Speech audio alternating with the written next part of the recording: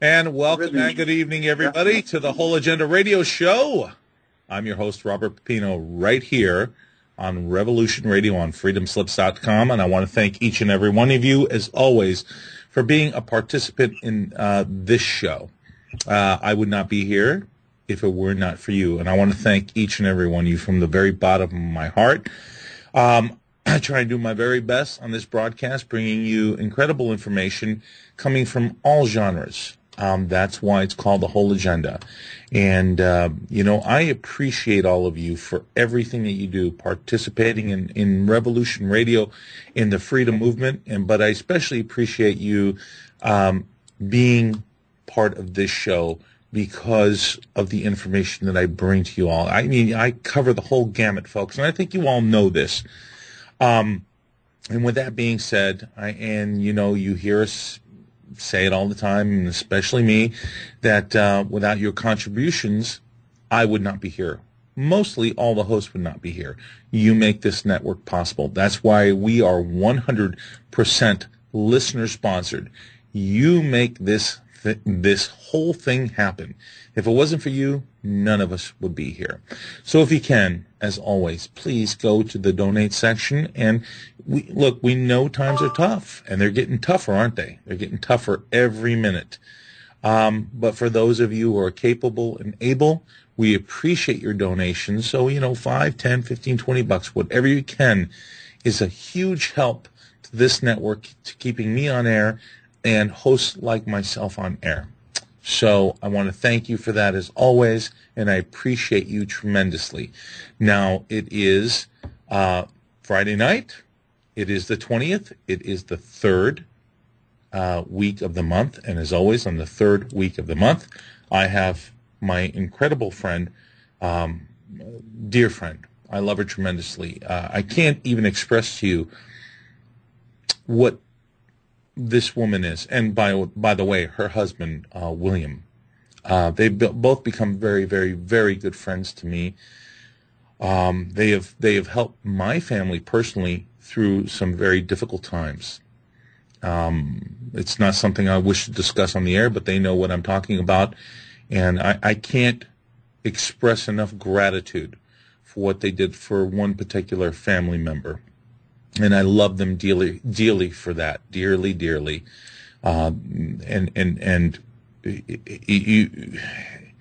It's like meeting another part of your family for the first time. That's how it feels. And though sometimes it's very hard for me to express it at certain points in my life because I'm going through my own difficulties, I know they know that. But the reality is what they bring forward, especially what Alma brings forward, the information she brings to all of us, is as real as it's going to get for any of you folks. And I hope this sinks in. Probably for most of you out there, you've the psychics and the channelers and the remote viewing, you probably take most of this stuff with a grain of salt. Well, let me tell you something. I stopped taking it with a grain of salt the moment I had my epiphany, my experience, my true awakening doing my radio show. Now, it wasn't on this network when that happened, but let me tell you something. When that happened, my whole life changed. My whole life changed. My perception of what I thought was right, what I thought things were, completely changed. And this is why this information that Alma brings to this network is so vital. So, without further ado, I'm going to present her. For all you new listeners, I'm just going to give you a quick synopsis, okay? Now, Alma Guthrie, she's our telepathic transcommunicator of Stargate 2012 and beyond. This show was originally called the Towering Babel Lighthouse, but I choose not to use those words because it's through her channeling and the incredible beings that come through her to express their wisdom and their benevolence for our own enhancement really are the stars of all this. That's why it should be really just the telepathic transcommunications of Alma Guthrie for the Stargate 2012 and beyond. Now, she communicates with our cosmic brothers and sisters. She has done this throughout her life. It was a rare ability when this happened for her at a very young age. I mean, we're talking young, gang. She was seeing and hearing things that she was trying to relate to other people because she thought everybody was able to do the same thing, and she found out very quickly that it wasn't possible. But as this happened throughout her childhood, she began to enlighten a lot of people. Okay? Some people took it very well, and some people took it very bad, just like anything else. It just depends on where you are mentally. But the bottom line of all this information that she has been putting forward for, Jesus, 50-plus years, folks, 50-plus years, is about our well-being, the state of the planet, the state of affairs that has been created by the powers that be, and where we find all ourselves, the commonplace people in all of this, where we go forward. And I take all this information to heart because I know it's absolutely true because of the experiences I have. And if you don't believe me, folks, go on my website, go to the archived podcasts that are there, and listen to them. All the podcasts I've done with them, just listen to them. And then believe me, you're going to have a whole different reality once you hear that information. But without further ado, I'm sorry, I ramble on. Alma, welcome. William, welcome as always, my dear friends. Thank you, Robert. Can you hear us okay? Yes, I hear you perfectly. You're coming through wonderfully. There's backup. There's some backup. There's reverb. What do you call it? It's reverb. Reverb on our side. But as long as you're getting a clear signal. Okay, let me do something and see if maybe this helps. Is that a little better? Yes, okay. Much better now. Okay, good. Okay, great. There's so much that I've been going through, and the universe has been giving me so many messages within the past 2 weeks. As you know, the last personal remote viewing, which I call my own candle scrying, and later on another transmission was given. It's got to do a lot with what's going on our planet. The imbalance of the positive and opposing forces, they're at a point that the universe calls, it's a term. They call it's the time of Armageddon. But I don't want to cause this to be a fear factor. This is not a fear factor because it is based on a lot of scripture. And the Armageddon is a state where the souls, it's a battle of souls, the light against the opposing light. So you could say a greater light with another light source. And they're both opposing each other because they all have a certain point of view. So it's the battle of the souls. And truly it is important because so much is occurring on the planet, and there's so much confusion on the planet. People do not know what to believe and who to believe, what decisions to make, if they're making the right decisions or not. Certain figures on the planet seem so beautiful and benevolent and truthful. Other figures we see as not so benevolent and untruthful, where in reality we don't know exactly. So there is a time of the veil. It's time of the confusion. And it's truly a battle of souls. And when they explained this to me, I understood it a little bit better. It's like the last stand of an energy source that have always existed on the planet. I don't go with Luciferian forces over the angelic forces because everybody has their own point of view with it. I just prefer to use the term light. Even Lucifer is light. It means light. So I'm saying the greater light with another light. Okay? So this way people can understand the facts. And within all these messages and transmissions, the world needs to unite.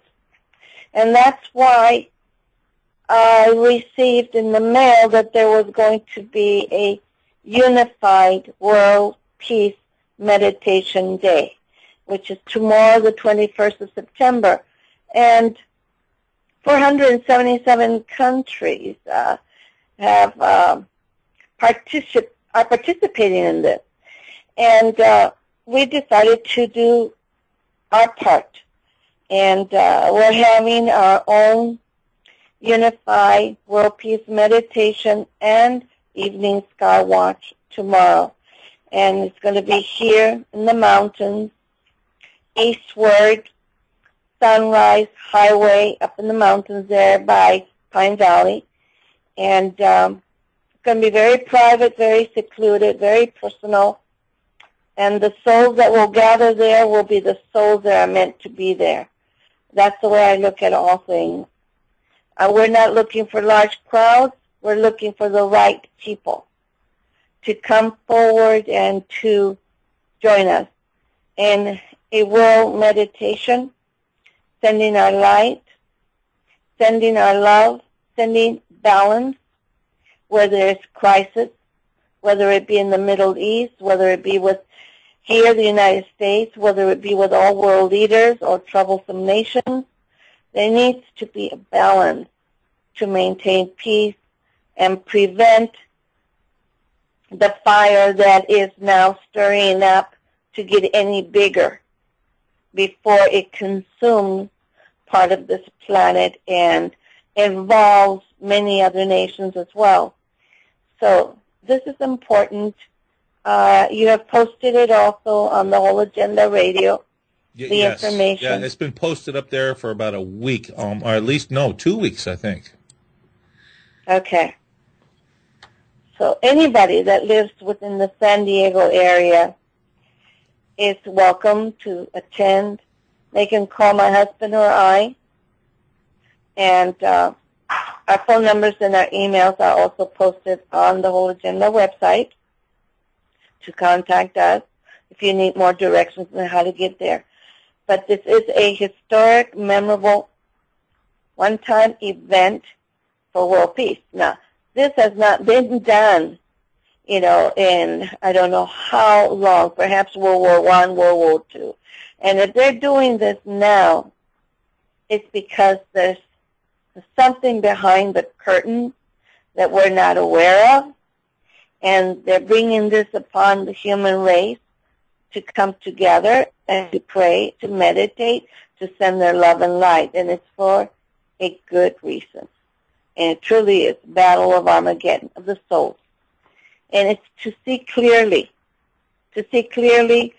what is going on, to feel it inside each and every one of us, what feels right, what feels truth to us, not necessarily what we're seeing, but we need to research, not just what we see on the news. We need to research in different areas, and you need to feel what the information is and how it's going to affect you and what you can do personally, to send your love and light to these nations and to all world leaders to work together. So it's a collective.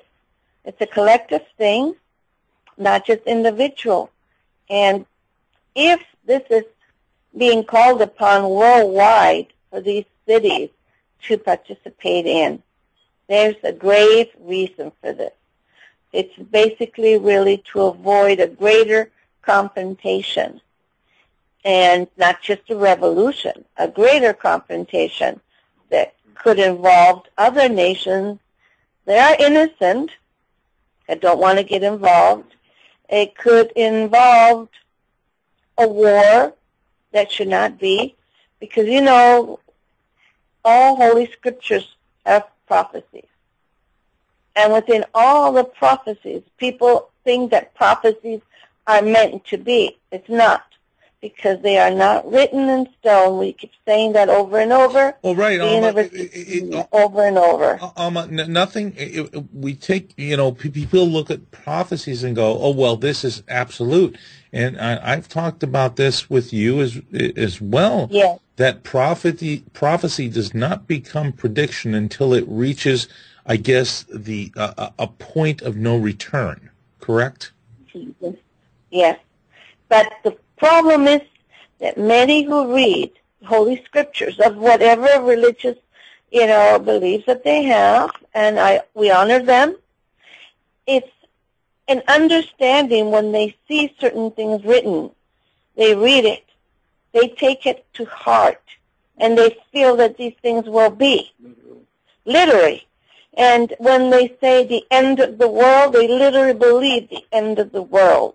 Which is ridiculous, because the world is never ending.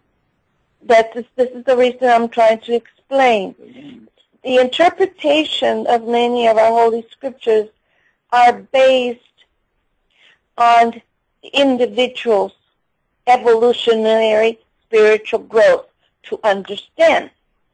So if you do not read and try to understand what it's truly saying inwardly within your own soul, you only try to understand it externally, you will get two different answers, one that's external and one that's internal. So it is a battle.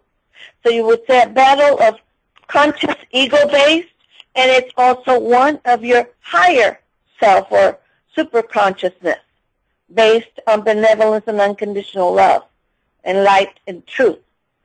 So you have these two sources, and it's up to the human race when they read and when they hear things to go within themselves, and they will get the right answers. They will be guided properly to make the right decisions.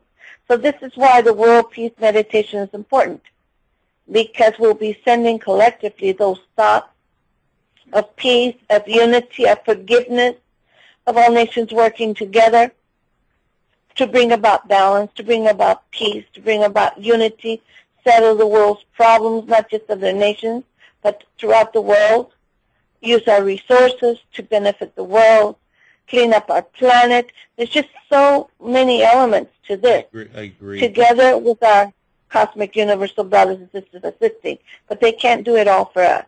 You're right. We have to also take responsibility. You're absolutely right. And this is the point I was trying to bring up. And I think you and I have touched upon this many times. Every individual on this planet is different. Their thought process is different. This is why I think we have such a difficulty in coming together, in unifying in some sort of universal conscious thought for at least right here on this planet to become undivided, but to become a single voice of freedom. Because if you look, you and I know, all we have to do is look around the planet and see what's happening. It all comes down to ego, selfishness, and idealistic individual thoughts that do not help or enhance the human race. See, a lot of us, and I'm guilty like everyone else, we're not perfect. We're human beings evolving, through our own spiritual progression to reach that level of perfection, to one day become one and united with the Prime Creator, which is the wholeness of all that is. Okay? Now, if we all recognize our own faults, we're not perfect. The only thing is that when we recognize we are doing something wrong, or we are saying and acting in a certain way that is wrong, is to immediately recognize it, to change it. By changing your thoughts and recognizing immediately, you change your life. You just totally transform. one negative thought for a positive thought. One negative thought of a negative action for a positive thought, with the outcome being positive. You transform your life. You change your life. So I guess it goes hand in hand with the law of attraction, okay? But one has a certain vibration of the law of attraction, where the other one has another vibration. One is recognition. One is recognition. The other one is who you are as a spiritual essence and what you will attract as well. For example, as you call, there are many, many channels, as they call channels. The universe does not like the term channels because all are channels, as I've stated before. Every human soul is a channel.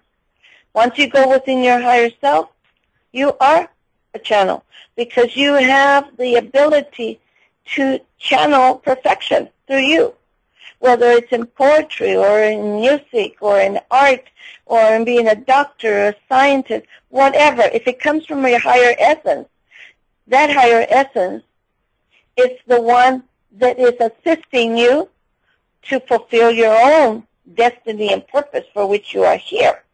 If we only listen to that higher self, we would not make that many mistakes. We would be guided to our true purpose, our true missions, and fulfill them. Unfortunately, the human race doesn't listen to that inner voice, that inner guidance, and we're led astray by the outer, exterior, stimuli and frequencies, and we're misled. But we're misled from our mission. But aren't most people, when they incarnate, whether here or on other planets, they don't have the ability to remember? Now there are the exceptional cases for whatever reason that yes. When they reincarnate, they are very aware of their past lives. But for the most part, most people are not aware of their reincarnation, but their higher soul conscious awareness is, and it's guiding them in their function for their own evolution, for their next level of wisdom. And I think this is probably one of the biggest things that people don't understand. Your higher self is the accumulation of all your past incarnations on this earth, or in other world systems and solar systems. So it has like a computer. It's all compartmentalized. Okay? It's a computer. It carries everything with, and it carries all the unconditional love from each lifetime to lifetime to lifetime, from those who have impacted your life with pure unconditional love. That never dies. That continues on with you. And it stays there always from one lifetime to another. It's compartmentalized within your own soul essence. Okay, now that is very important to know, because love is the only frequency that can bring about peace in the world. Love is the only frequency that can bring balance in families. And love is the only frequency that can really bring about nations to come together for the betterment of the human race and the planet. It's through love, and it's through forgiveness. Forgiveness within ourselves, forgiveness within our own families, forgiveness within our own friends, forgiveness within all world leaders, to actually forgive each other for whatever they owe to each other, for whatever reason that they have. If there's forgiveness, if there's understanding, respect, and love, believe me, this would be a new world sooner, and we would evolve sooner to our next evolutionary level. That is unconditional love and forgiveness is what will save this planet and the human race, and what we will evolve to in becoming galactic citizens. That is the main factor. And we're really on the cusp of being there, but it is the adolescent behavior of most people which continuously suppresses our next evolutionary step. And, the contributors to that, of course, as well as I do, are the powers that be that continuously put put their process of controlling humanity always forward in order to keep that suppression going in a steady stream. But I believe, and I know this in my heart, that this is soon coming to an end. All things do come to an end sooner or later. This is the way they put it to me so I can understand it. Remember, I'm human, I'm third dimensional. I live on this plane of existence. I'm a mother, I'm a grandmother, a friend, a wife. I try to even, keep my apartment halfway decent and clean when I have time. I have the daily routine activities that most women. I've seen your apartment, and I think you do a great job. So I try to balance my life. I'm not a Mrs. Clean. I just try to organize and balance my life without perfection. We're humans. We're not perfect. But we're striving to be better in whatever we do and whoever we are. This is what they ask us to do, to be balanced. And to bring balance into our lives is to bring harmony. And this way you can enjoy your life. And they always tell us to please enjoy our planet, everything that's in it. And yet we have wrecked everything. Now, when I say exactly. I'm using that as a we take it for granted. Correct. They have no idea. Humanity has no idea of the beauty that this planet has, the variety of life forms, not only in our own species as human beings, because we're a collective race genetically of many races. Like we said, we are all aliens, right?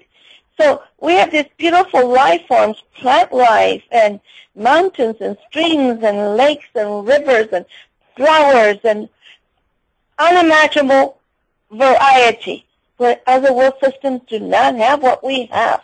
Absolute beauty. I agree. Yes. There are other planets that are totally barren, others that would be almost like the movie that's be beautiful, like Avatar, okay?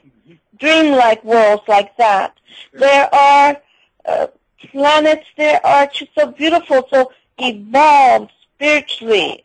They all just live on energy, crystalline energy. They don't have to, have the food substances, ingest the food substances. They live within the prana, within the air system, within what is given unto them that is natural from the universe.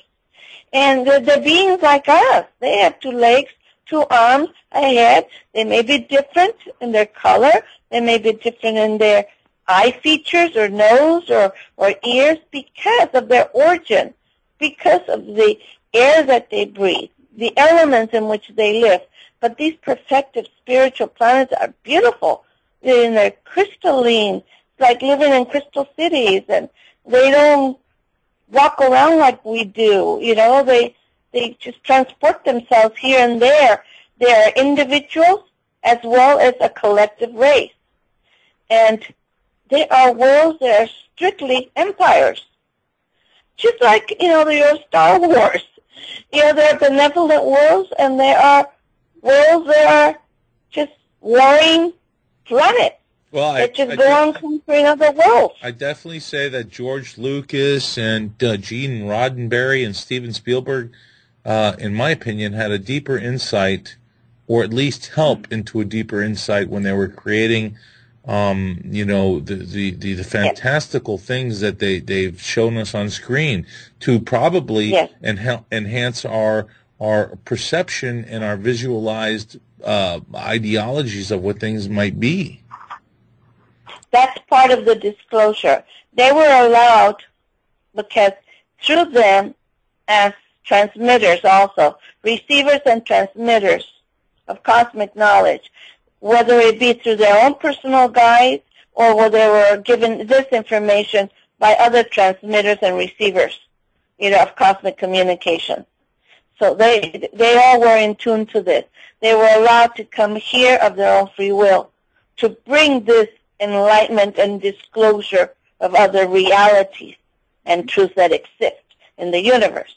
So this is a benevolent way of bringing this forward to awaken humanity through your movies. And again, to certain individuals. And again, without ever them being really aware of the subtle nuances that they were being pushed in that certain direction. And that's how things really transform and unfold, because of their higher conscious mind connected and understanding that, but them in their physical being never being aware of it. Amazing, amazing. Some were definitely aware. They were aware.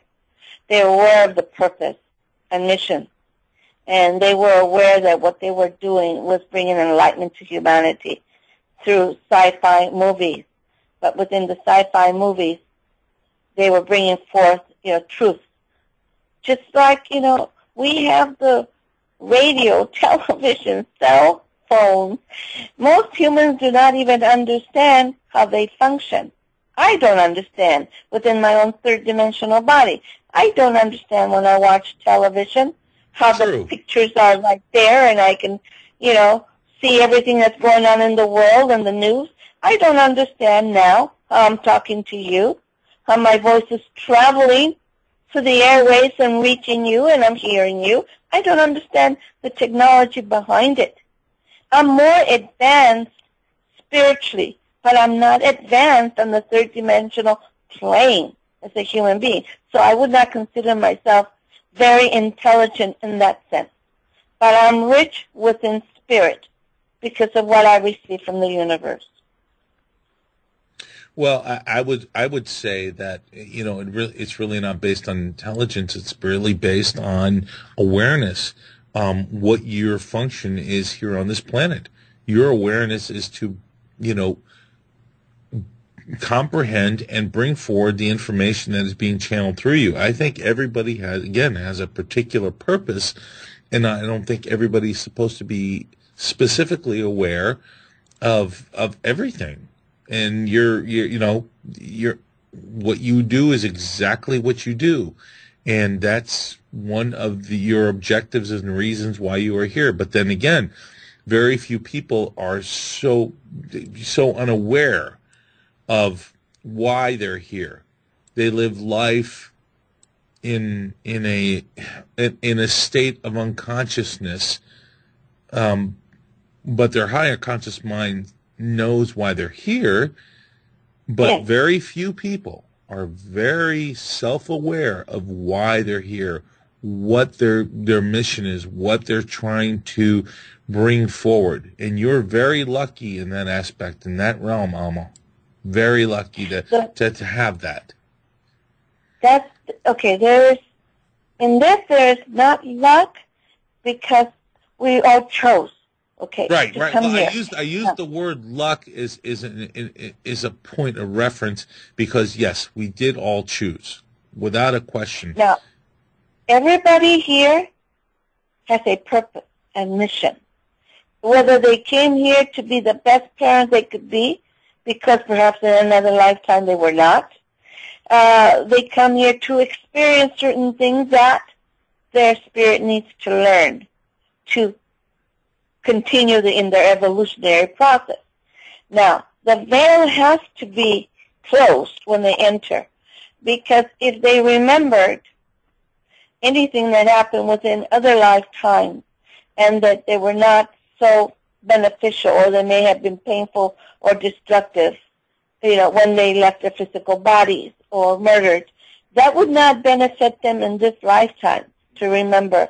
It would create a block, a barrier to their purpose and mission they need to fulfill in this lifetime.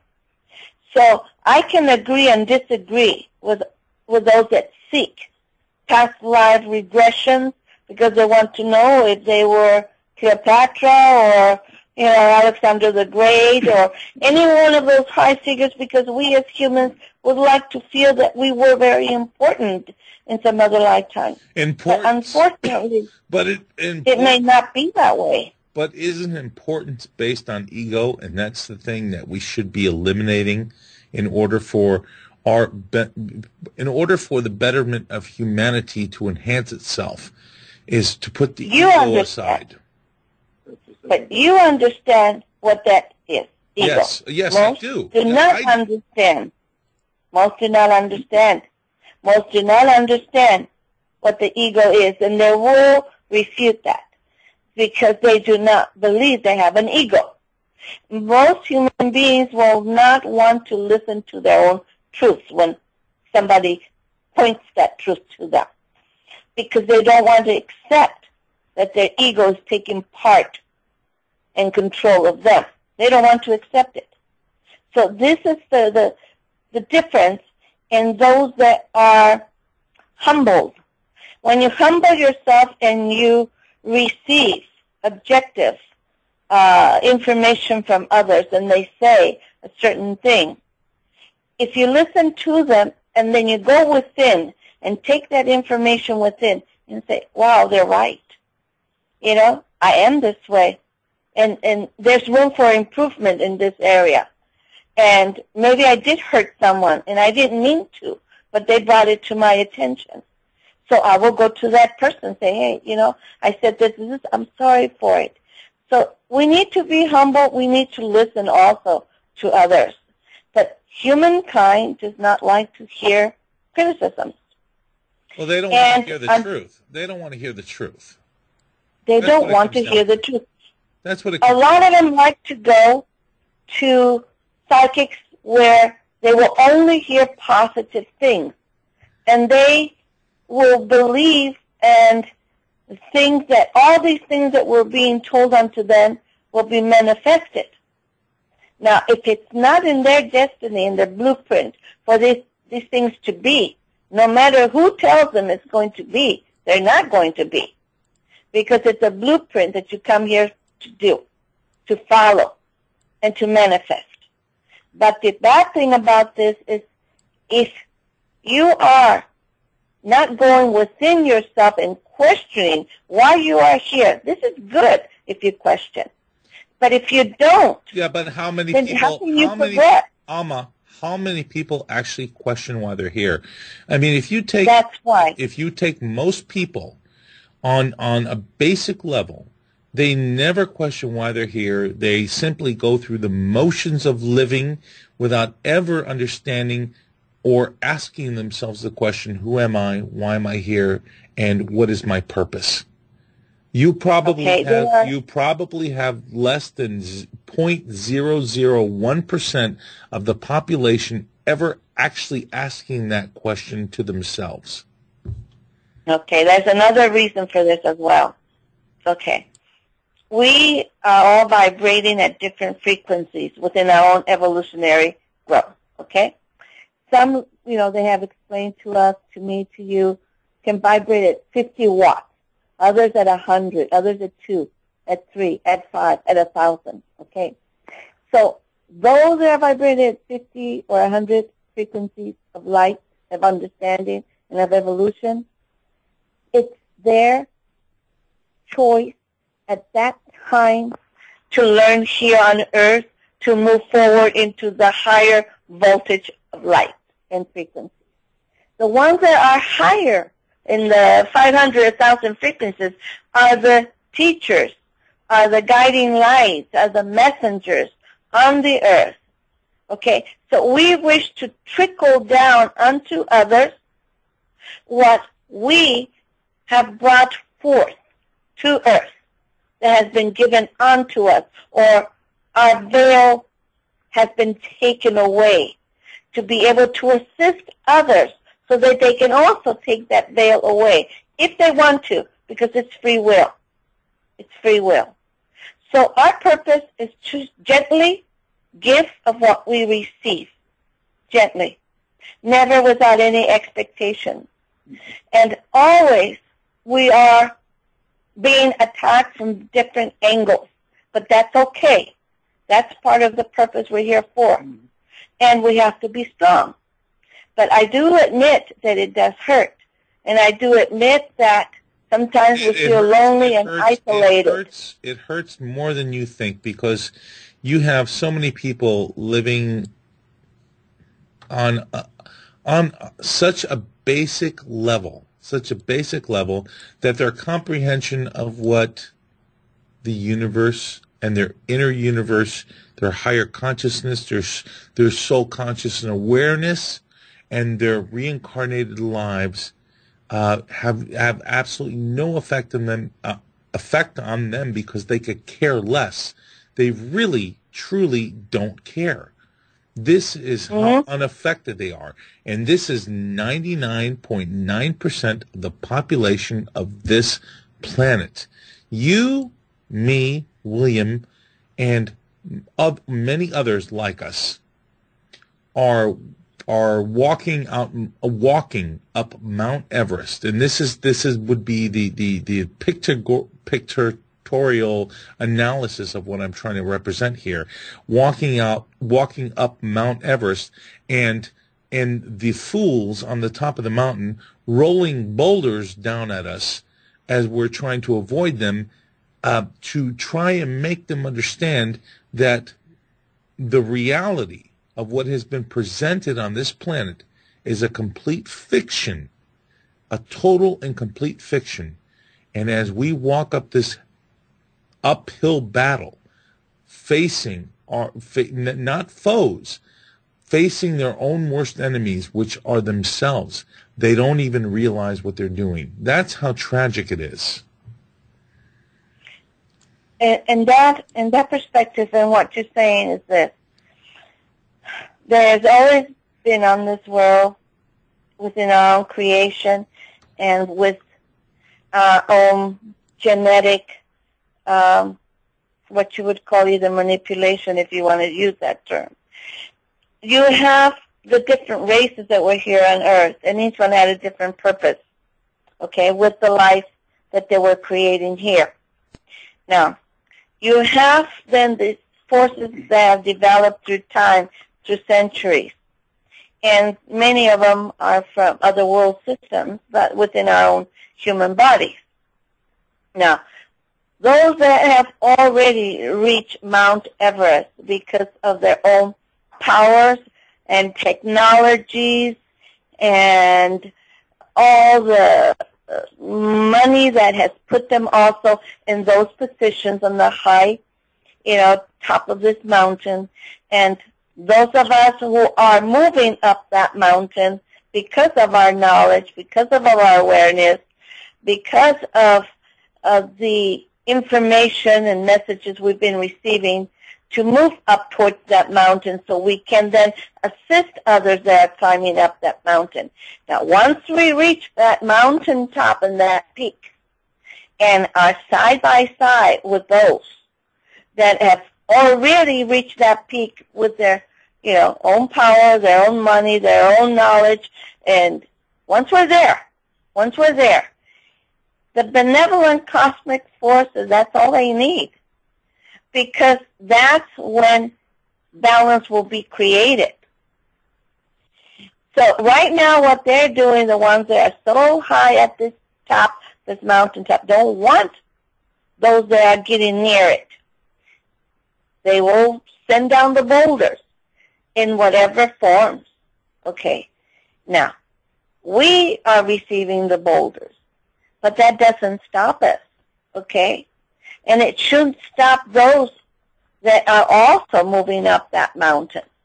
If we all continue moving up, forward, we will eventually reach that mountain top and will become the majority. Once you become the majority and you have the assistance of the benevolent cosmic brotherhood and our masters from the angelic realms, from the councils of light, there are so many dimensions, so many councils. They are working with us. But once we reach that mountain, that's when they say a larger percentage of the human race, they only need a certain percentage to reach that mountaintop. Once that is reached, then they will make their presence known, because we are worthy. Okay, we are worthy. But the sheep will follow. And this has always been the continuation of the story of planet Earth and the inhabitants of this planet, which were basically created by the genetic interference of a race that help populate this planet. But there's no question about what you said. There's another version to this. There's a little bit verbal, what do you call it? Reverb. Try something else because I can hear double voices. Are you okay? I'm fine. Can you hear me? I'm just listening, Alma. All right. The other version to this, within some of our holy scriptures, there's a saying that very narrow is the road, like the eye of a needle, okay, where the righteous will pass through the eye of a needle into salvation. And very wide is the road to perdition, very wide. That statement is made in reference to that the majority of the human race is tempted to follow the leaders, to follow where they feel they will be either guided, taken care of. And it's unfortunate because we're giving our free will away in that path. By giving your free will away, you become these blind sheep. And you enter the road that is so wide. You're giving your power away. So then these sheep are following the wrong shepherds. Then the one that is so narrow that they would go through the eye of the needle are those souls that know that that path is a path full of obstacles and awareness that we have to question everything. We can't just take the word of someone. We can't just, because we see them full of light, accept them as angels or accept them as gods or masters. We have to do our own search within ourselves. We can't give our power away until we search within ourselves, and they will guide us. That's why there's been few that have entered into that path of the eye of the needle, into the salvation, which you call them the greater masters, the saints, the prophets, the great ones from many solar systems. It's a difficult path, a difficult road. There are many rocks, many obstacles placed there, where the other one is wide. And there's not that difficult because there's not that many obstacles. So most people will tend to go through that road. Now, in these days that we're living in, biblical prophecy has always said the end of this, the end of this. It's always been the end of certain eras, not the world, the certain era in time, Agreed. in frequencies, and in evolution, okay? You know, The last one, the very last one is very important to acknowledge. The very last one, even though it was Columbus that said he discovered America, even though it was someone else that did it before him, but he received the recognition. That time, the human race was at a different state of consciousness. They believed that the world was flat, okay? Now, within Columbus, whether it was someone else that proved it, the credit was given then to Columbus. Okay, he received the finances from Spain, and he went out on his 3 ships, right? And he did cross, and he came through and proved that the world was round, that the ships were not going to fall off somewhere and never be found again. So they call this that type of shift of consciousness. From the time of Columbus, where the consciousness of the world, of all humanity, changed from one moment to the next, like a twinkle of an eye. How fast? So that is what we're living in. That's how the consciousness and the shift will transpire as it did as in the times of Columbus. From the world being flat, discovering that it's actually round. From this new era of enlightenment and of cosmic consciousness, where humanity will understand that we're not alone on Earth and will become galactic citizens in the future, depending on what our world leaders and the collective human race does to manifest this reality. That's the times we're living in. That's a transition. That's the shift. We've been moving forward just in the time of Columbus. And it's going to be very meaningful, and it's very important to prevent a third world war. That is why they are doing this Unified World Peace meditation, a day of world peace. It's very important. That's why they're doing this. Well, they recognize what's at stake. I totally understand that. But again, we're only dealing with a very small percentage of people. And I think that, when trying to deal with and trying to make people comprehend the seriousness of what we're facing and the collapse that is being perpetuated by the powers that be, people, they say, I'm ready. But in my mind, how ready are they? What are they willing to do to save their own lives and the lives of their own family in this physical existence? Because this is what they were brought onto this planet for at this time, but never being consciously aware of that. You see what I'm saying? It's a small percentage of people, and most likely the ones like ourselves who are all awoken listening to this show and many others like this are going to be the ones who are going to have to hold their hands, if at all possible, to walk them through this process so we can come out on the other side with some sort of enlightenment and some sort of deep spiritual awakening, so we never go through anything like this again. We are at the crossroads. The crossroads, I can hear a double voice or triple voice now. But you're hearing me here clear? Yeah, I hear you very clear. Everybody, to the Whole Agenda Radio Show right here on Revolution Radio on freedomslips.com. As always, I want to thank each and every one of you for participating in this broadcast. And you make it possible, because this network is 100% listener-sponsored and supported. You make that possible, as always. So if you can, please go to the donate section and, donate whatever, $5, $10, $15, $20. It supports the networks.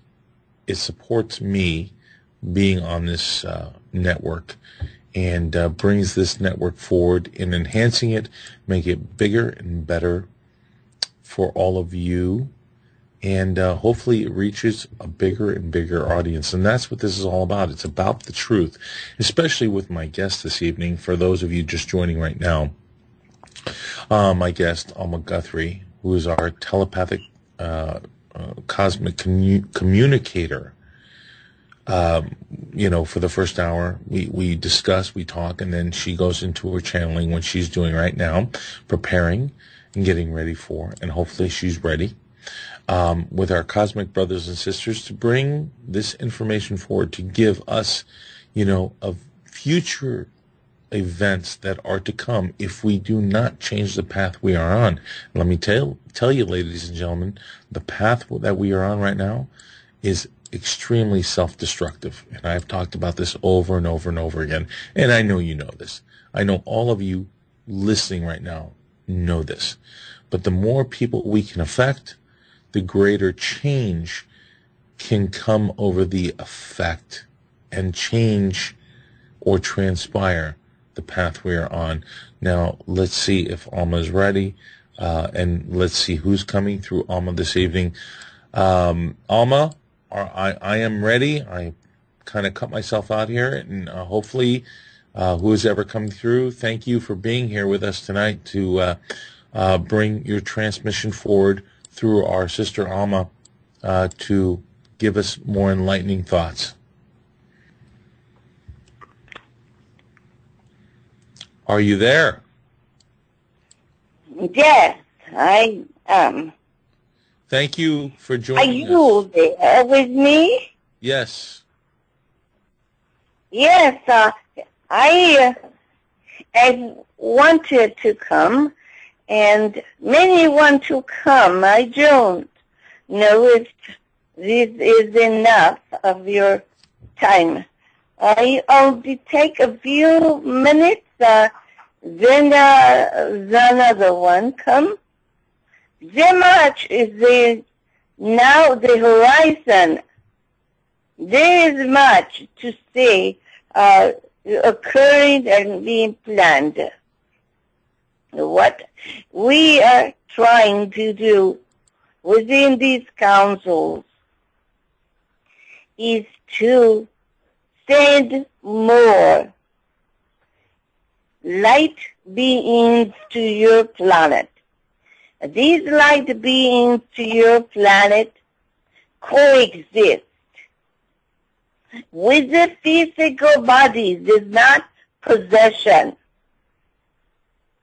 They are side by side without possession of these physical bodies. And they are being sent throughout the world to various nations, leaders, representatives of benevolence. So they will have greater wisdom and knowledge to make the rightful decisions for their nations and for the planet. Now, these light beings, as many have turned on earth, they believe them to be angels. You may say so, but these are light beings of the humankind. Humankind, meaning these are light beings who were here on earth, who walked this earth, who changed this earth, affected the earth and humanity for benevolence, for advance into your next state of evolution. Now these beings of light, they come in various forms, and they come from various councils. But these ones that are entering the planet in great legions, multitudes, throughout these nations, not only these leaders, but also within the scientific community, representatives of all leaders of all nations who are playing this game of chess. In a game of chess, usually are two players. And in these two players, these are great minds. Understand that the great minds of leaders of throughout the world, or representatives, or kings or queens of these nations, the world, they are old wise. They are playing chess, but they are wise within their own spiritual evolution, within their own origin. Now, what is of their origin? Many are not what you would say originated from this world system. Mother Gaia, no. They're from other places. But through eons of time maintain the physical bodies. Others have never been on this planet. Never. They came for the first time as benevolent leaders, representatives, scientists, inventors, artists, musicians, politicians, musicians within all your musical genres. You have so much on this planet of benevolence, and many of these ones come to enlighten humanity and assist in moving forward in a collective sense the human race through their music, through their art, through various means, even through your politics, even through some of your spiritual institutions. But we say there are lights and there are greater lights, and there are beings of light with great light, and there are beings of light with low light. The low light beings are the ones that opposed the greater light. And they are also coming in great numbers to this planet to influence the minds of those who are at that frequency of light with them. So it is, as this female vehicle has said, the battle of Armageddon. It's of the souls. But each one is receiving assistance. The greater light is receiving greater assistance from these beings of light of the human form who walked this earth that you may call masters.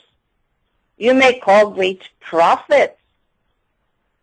These ones have come also to assist in this shift and evolution of enlightenment of a new era, to assist and bring about this balance and peace. But these other beings of light, of the lesser light forms, are also with others on this planet, within all sectors, within your government, within your scientists, within technological minds, within your arts, your music. That is why you have so much difference in your planet.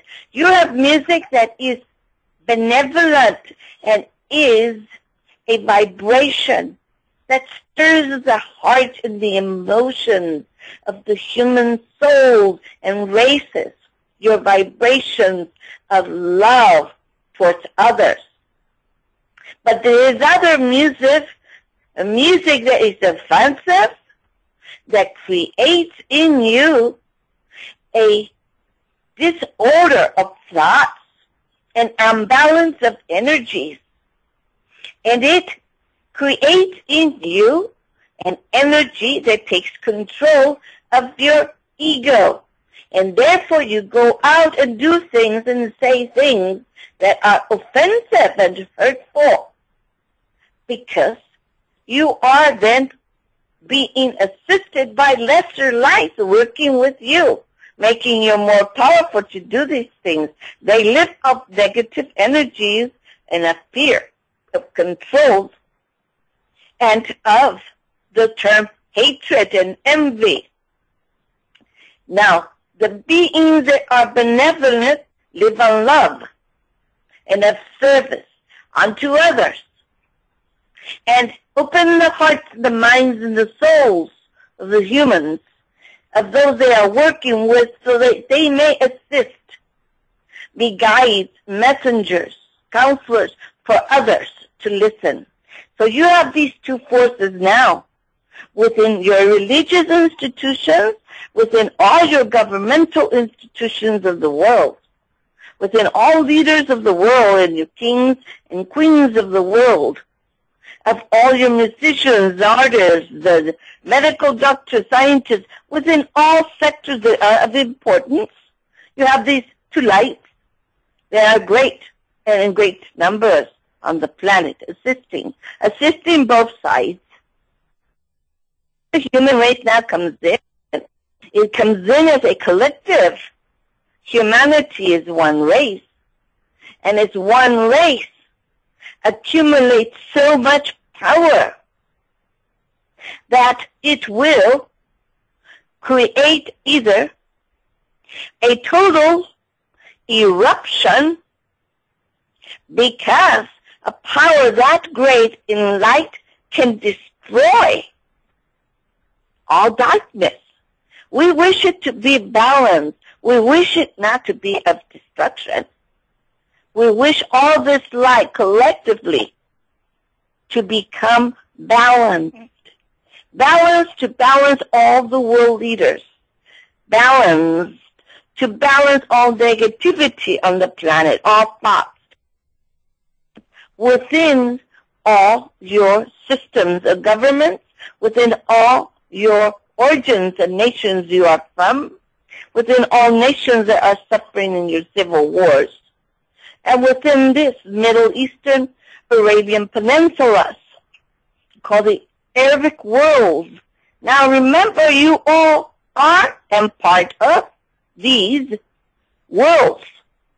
You were once also part of that genetic structure and life forms and belief systems, and in many lifetimes you experienced others as well to become who you are now. But that is being blocked from you to remember by the opposing lights that don't want you to remember. You are all one race, collectively, one humanity. You can make no judgment against another. For as you make a judgment against another, you are so for judging yourself. Now, if you accept and respect others, then you accept and respect thyself. If you can forgive others, other nations, other leaders, and each leader forgive each other, they are forgiving themselves. If all these leaders can respect each other's beliefs and differences, then they are accepting themselves and respecting themselves. This is the balance.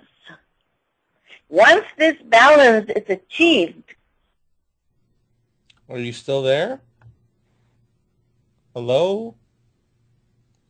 Okay, well, I hope we didn't get knocked off. Let's see what's going on here, folks. I'm going to do this really quick. Okay, hang on. And I'm going to bring them right back in, okay? So just hold on just a second because this information is just quite incredible. Hold on just 1 second.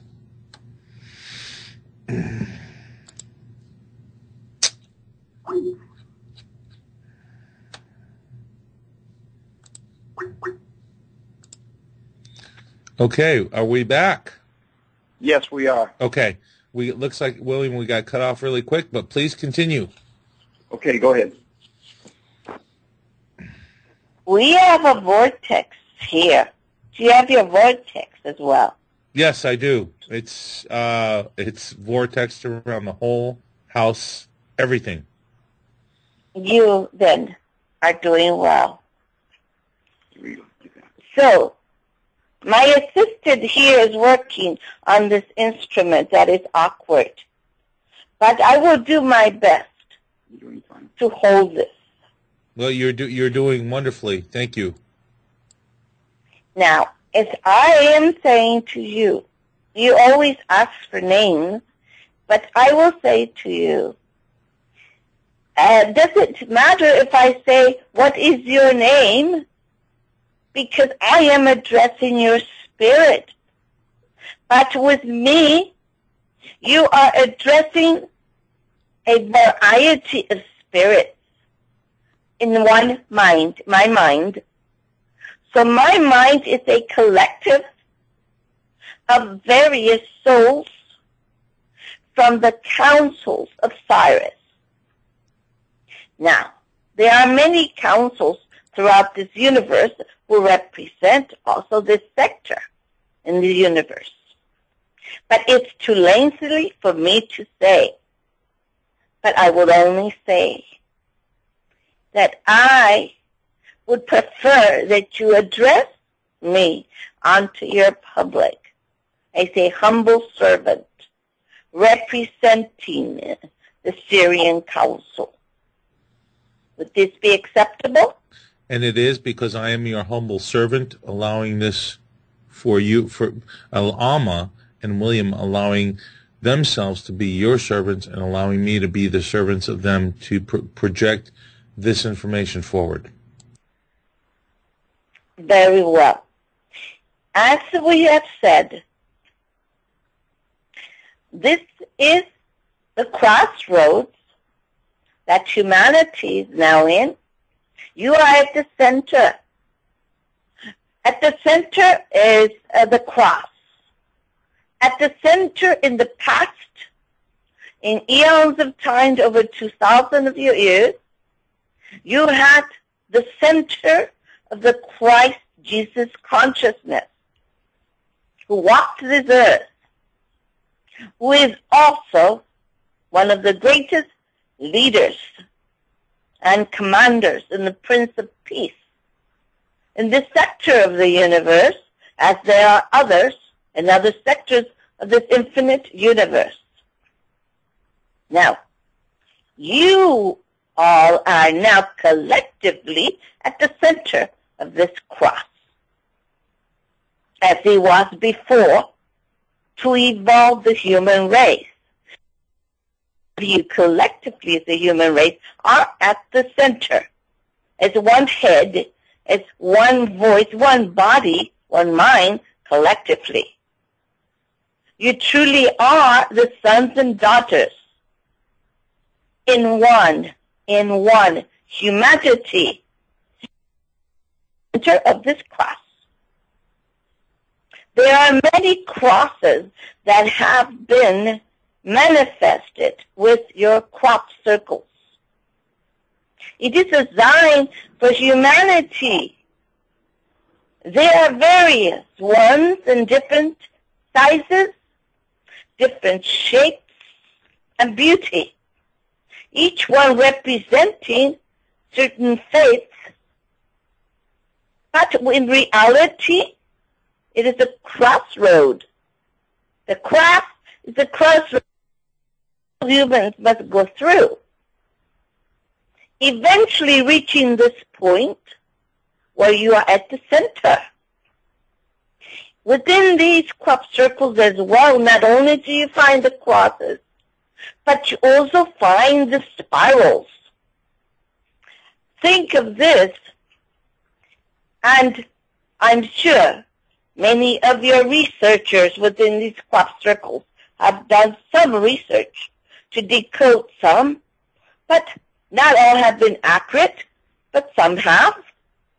The main point here is the spiral that appear is the spiral of life, where the human race now started at the center point of the spiral has moved upwards, and you are almost at the tail end. But at the tail end of the spiral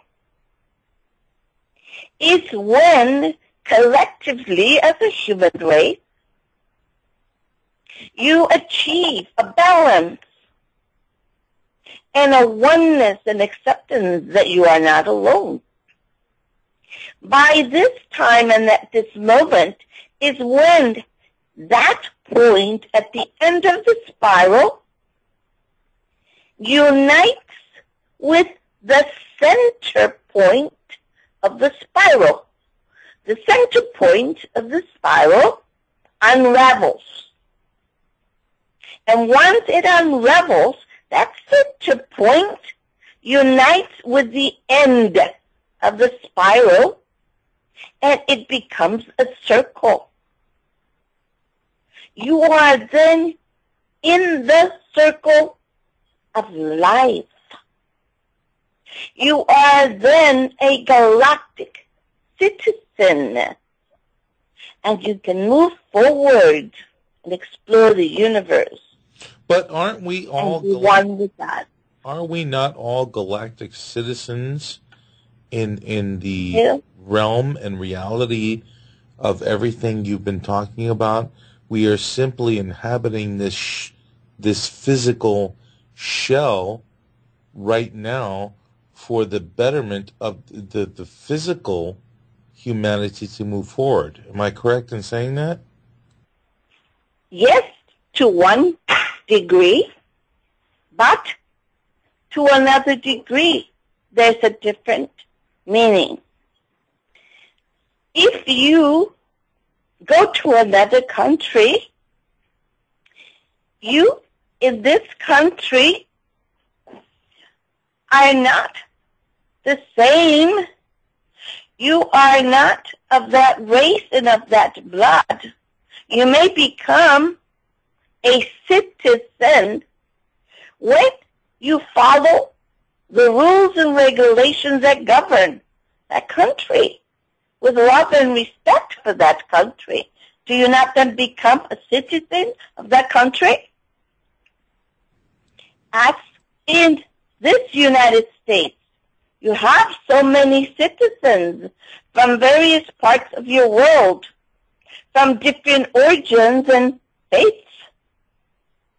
But once they come here and they honor and respect and love this country and abide by its rules and laws, and they become citizens, So then you must do the same in the universe.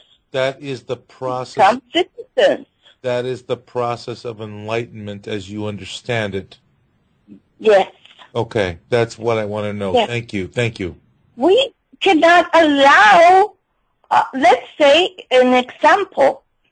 If you have a foreigner come to this country, the United States, from another nation, who wishes to be a citizen, but does not follow the rules and regulations and love and respect, but turns against its nation that has given them a home, food, and a future, turns its hand against or bites the hand of that nation that clothes and feeds and harbors them. Now, can we say that that soul is a citizen of that nation? Can you honestly say that? Well, I guess my point is... You must deserve that status. Yes. You must deserve. It is a balance. It is unfortunately, it is a hierarchy on earth as it is in heaven. An angel does not become an archangel unless that angel goes through so much service unto others and many levels of achievement that reaches that level of enlightenment as the archangels, for they too have assistance. But the archangels have their own realms. May I ask a question? Yes. You used the word angel and archangels as some, Yes. I'm assuming as some metaphor for simply advanced beings, because in there is no reality of the supernatural. There is an order to the universe, as you just mentioned, and it's just a succession and progression of enlightenment. Am I correct in saying that? Oh, truly they exist. Yes. There are angels walking among you. But it is just a progression to advancement in enlightened beings. There is nothing miraculous or supernatural about any of this. No. Yes, there is a separation. The reason is humans evolve. Planetary beings evolve just as you. But there are other life forms that were created. There's infinite number of life forms in various dimensions and multiple dimensions, parallel dimensions, and Mr. Robert Peppino, there's various forms of you. Yes. Now living in other dimensions as well, where there is time and there is no time. Right, but my question is why do the human beings here on this planet accept this as a supernatural or godly apparition when it's simply an acknowledgement of advanced beings coming here to help enlighten the human race in their own advancement? They misconstrued or misconcept the idealisms of what things or how they function in the universe, if I'm correct in saying that. Yes and no. There are various councils only of the angelic realms. There are other councils only of the high priests. There are various councils of the highest masters. There are various councils within the fairy worlds. There are various councils where the saints and the prophets are. There are various councils that are mixed of various solar system, what you would call leaders, commanders, ambassadors, who represent various solar systems of peace and of benevolence in these councils. And there are also various councils of light where these super beings of the angelic nature, or you would call them guardians within this sector of the universe, messengers, as in many of your holy scriptures of all faiths they exist. But aren't those words that you've just chosen to use basically and only used to conceptualize for the human race to put it into a certain format or understanding for the whole of this planet to understand? Because my perspective and my reality is only evoluted progressions of self-awareness into each level that your higher conscious mind evolves into, whether in a physical or non-physical realm. Am I correct in saying that? Yes and no. Yes, the human soul evolves, and it is in purification, the process of this evolution will then move you into the higher state of being, and you may one day be of an angelic nature.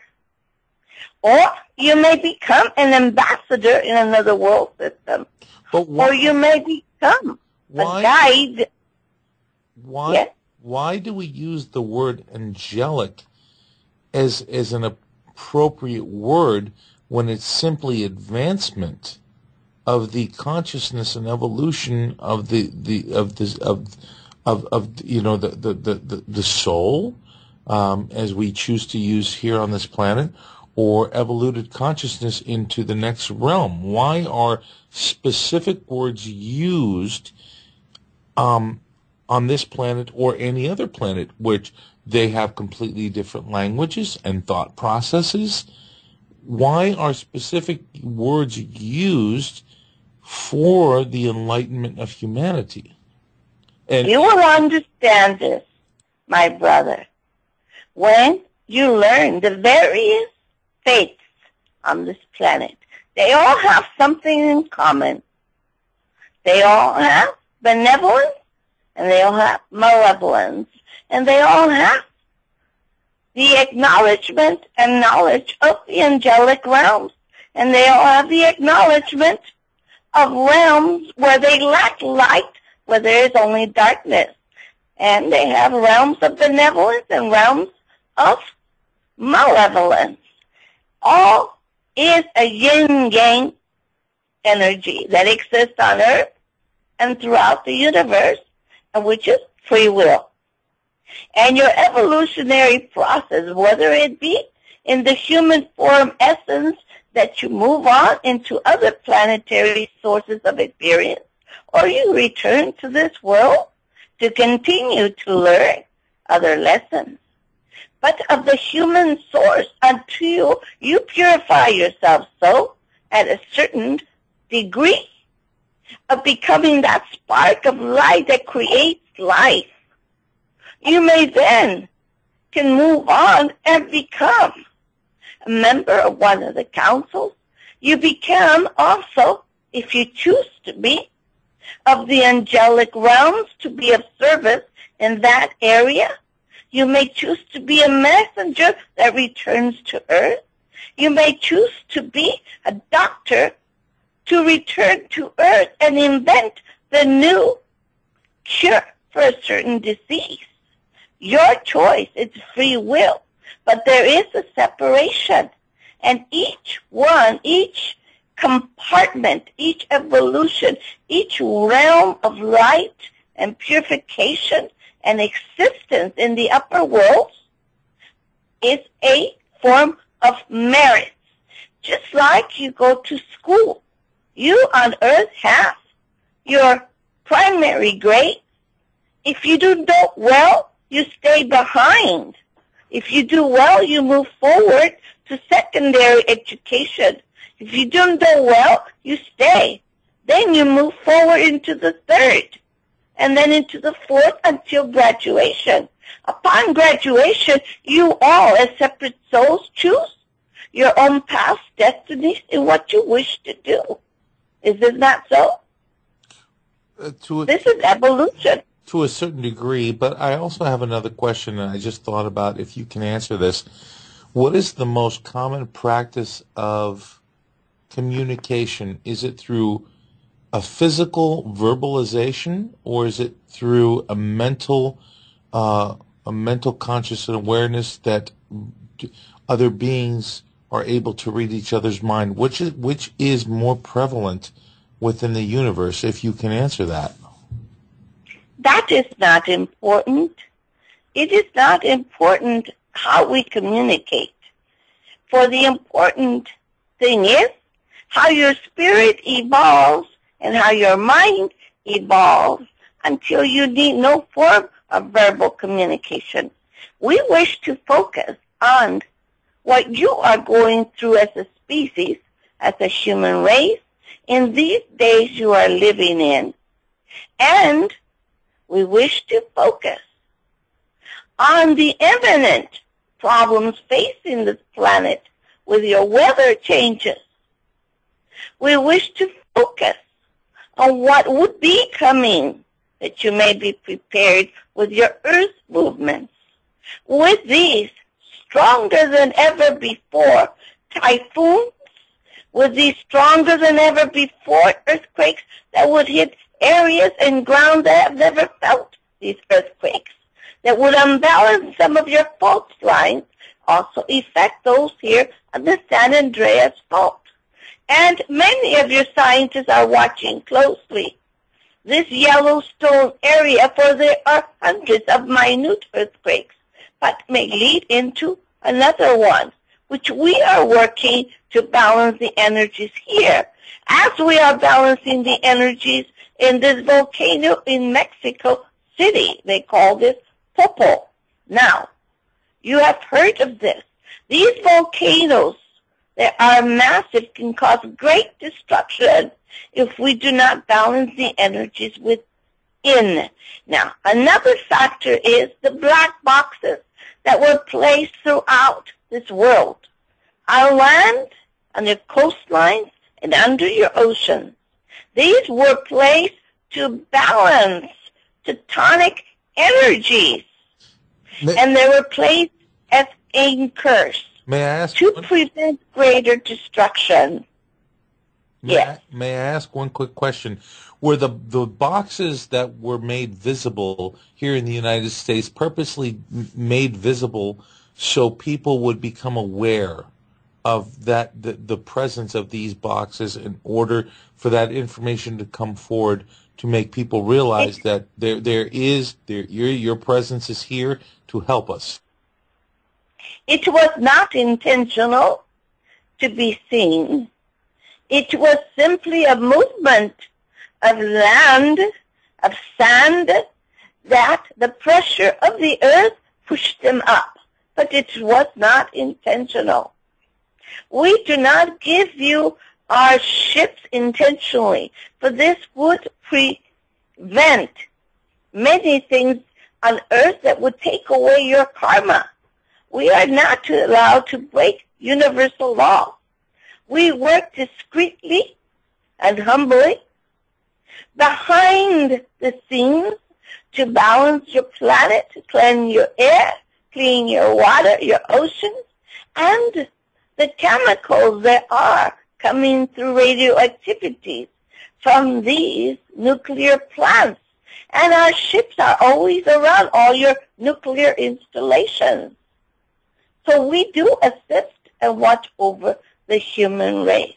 Many of the ships have been seen entering these volcanoes, and they form a liquefied mass.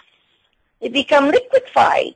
Many have been seen. It's been photographed. It's been seen now throughout your world of our existence and our ships, as well as those that surround your sun, to protect you from the Earth receiving these massive coronal mass ejections.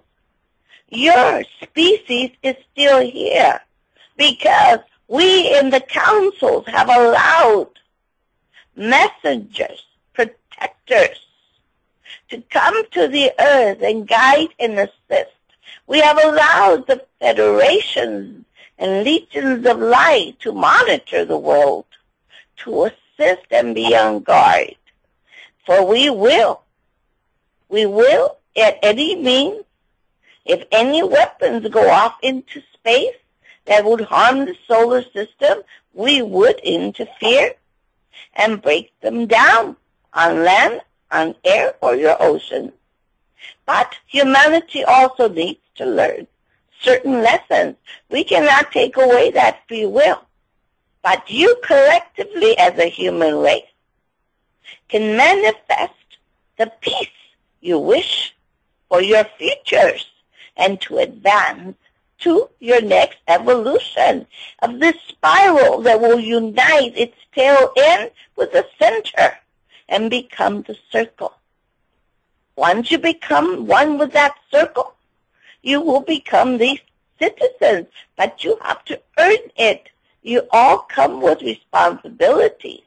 You chose them. And many chose to come here as guides, as messengers, to awaken the human race. Now, if there are questions that are vital to what is occurring on your planet and what is occurring within your weather patterns and what is occurring within these troublesome nations, China and Russia, the United States, Israel, those are all playing a chess game, as well as this nation of Britain and France and Turkey and Pakistan. All these nations, including Korea, all have parts of the puzzle, and they are all each playing a chess game. But collectively as the human race, together with your light and with your love, you will see that all these chess games that are being played, they will be neutralized. No one will be a winner within these chess games they're playing. That's what we can say. Okay. There is a question from somebody, and I want to put this out to you really quick. And it says, is the sun now emitting positrons on a regular basis, which is now changing our reality? It's not necessarily changing your reality. It's changing your DNA frequency. It's changing how you feel. It's changing how you feel that time is slipping by. It's changing how you feel in your confusion if you are in the third dimension or fourth dimension. It's a time that you feel you are like in a matrix, whether you are here or whether you are not here. In that form and in elements, this is the frequency within your own DNA structure changing. Because as the earth begins to change with greater earth movements, weather patterns, then you physically and mentally and emotionally must be prepared as well. So truly, the wise will prepare and not be frightened, for you will all go through these trials and tribulations. May I ask one But more? those unprepared will not go through these. They may perish. My kindest friend, may I ask one question that may prepare us?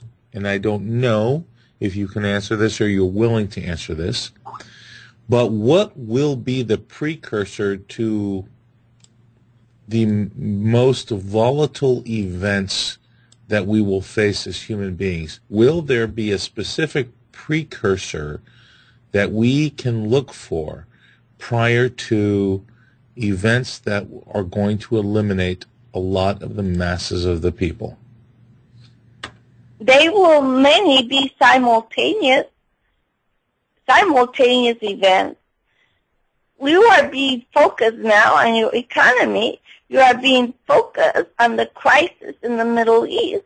And you are being focused now with severe weather patterns.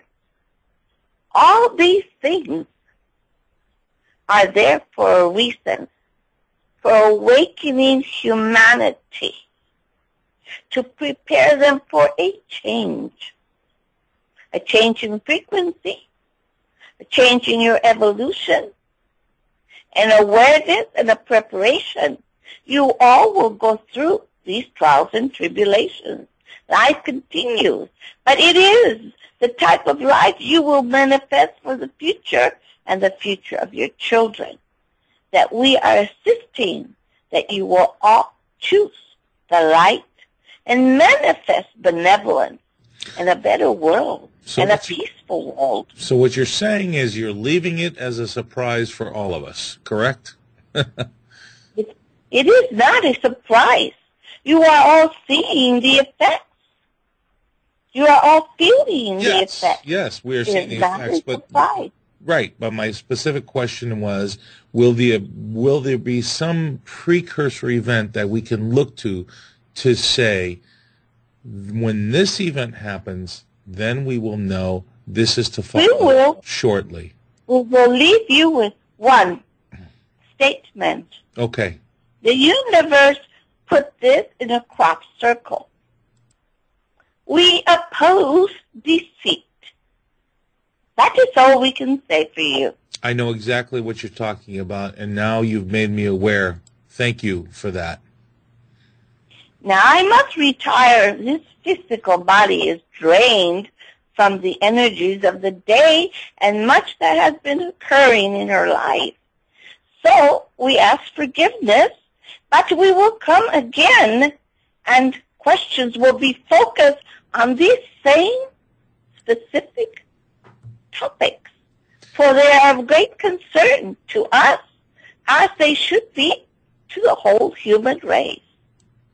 Well, then may I say, peace be unto you, as you always say to us, and thank you for your benevolence, thank you for your guidance, and thank you for your awareness and your contribution into helping humanity move its way forward through its tribulations. And we bless you, our brother. We bless this vehicle and her husband and all the messengers and light workers who have our transmitters, our walkie-talkies. We give them our walkie-talkies, which are transmitters. They are our transmitters and receivers. That's why she is called a universal transcommunicator. Her mission is that of states and missions. This is her purpose. So we bless you and leave you with our light, with our wisdom, with our knowledge, that you shall all triumph and go through these trials and tribulations. Well, may I say that I miss being home, and you understand what I mean by that. I miss being home, but I chose to be here on a specific mission, but I miss all of you. You will fulfill your mission, dear brother, when you are finally tuned.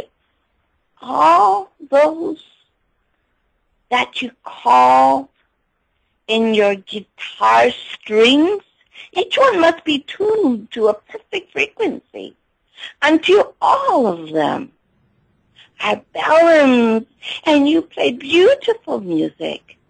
And this beautiful music will reach mass audiences of benevolence, of love, of understanding, of serenity, of humbleness, and of great light that you will emanate from within.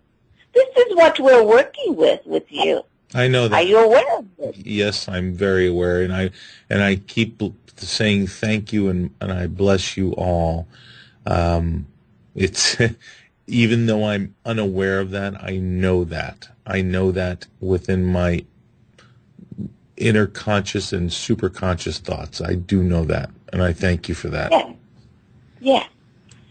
We did everyone peep and pray as a collective human race on this day and take part in this transformation. Please give my love to Econ, since I haven't talked to her in a while. Say hello and tell her I love her, and hopefully we'll be able to speak soon. Okay, we're finished, Robert. Okay, perfect. William, thank you so much. Alma, thank you so much. And I know it's been just, all the information that comes out is incredible. And I thank you, and Alma is always my friend. Our pleasure always. Alma's the one that does all the work. Well, but you're right there, and you are a loving, caring human being which she is. Your other half, so to say, and I thank you for everything you do, my friend. Thank you so much, Robert. We'll be back on next month. Okay, and I will. I will catch up with you. Let's say tomorrow. How's that sound? And we can just chat about tonight's show, because it was really inspirational. A lot of the information that was given. Yeah, they have a lot to say next time. A lot to say, so we got to be ready for that. Absolutely. We always have to be, don't we? Always. Yeah, we sure do. Okay, Robert. All right, William, Alma, I love you both. Thank you so much. And our benevolent brothers and sisters, like I always say, thank you and I bless you for bringing this information forward and inspiring humanity, hopefully, to better itself. And on that note, reality is that, we need to become more self-aware.